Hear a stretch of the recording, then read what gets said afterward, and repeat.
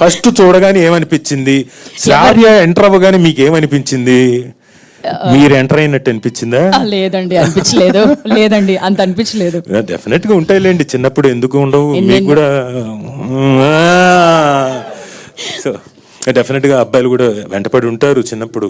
అమ్మాయిలకు బాగా తెలుస్తుంది వెంట పడుతున్నారు వెనక, వాళ్ళ పేర్లతో సహా తెలుస్తుంది.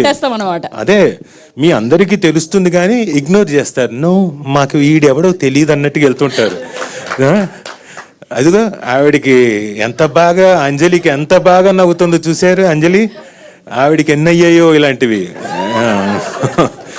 సో ఇలాంటివన్నీ, ఇలాంటి ఫన్ మొత్తం అంతా ప్రతి ఎపిసోడ్లో ఆయన మొత్తం ఫన్ నింపాడు. అంటే అన్ని జ్ఞాపకాలు, చిన్ననాటి క్రికెట్ జ్ఞాపకాలు కానివ్వండి. మేము బ్యాగులు పెట్టేవాళ్ళం, స్కూల్ బ్యాగులు పెట్టేసి వికెట్లు మాకు.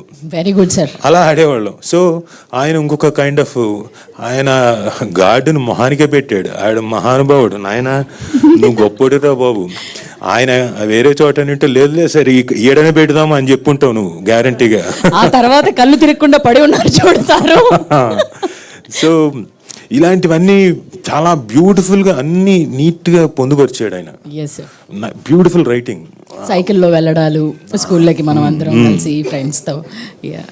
అండ్ ఆ ఫేస్బుక్ క్రియేట్ అయినప్పుడు ఆ విండోస్ అవన్నీ ఇప్పుడు మారిపోయాయి, కానీ అవన్నీ మనందరికీ ఆ టైంలో చాలా పెద్ద ఎమోషన్. విండోస్ ఇలా ఆన్ అవ్వగానే కంప్యూటర్ టచ్ చేయడము, దాన్ని చూడడం.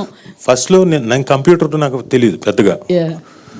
నాకు ఒకళ్ళు, నేను అప్పటికి నేను ఏమి టెక్కీ స్టూడెంట్ కదా, నేను అంతా యాక్టింగ్ కదా.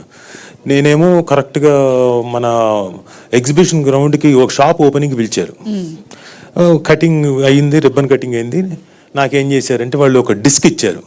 ఇదేంటంటే 100 గంటలు మీకు కంప్యూటరు మీరు బఫర్ చేసుకొని చూసుకో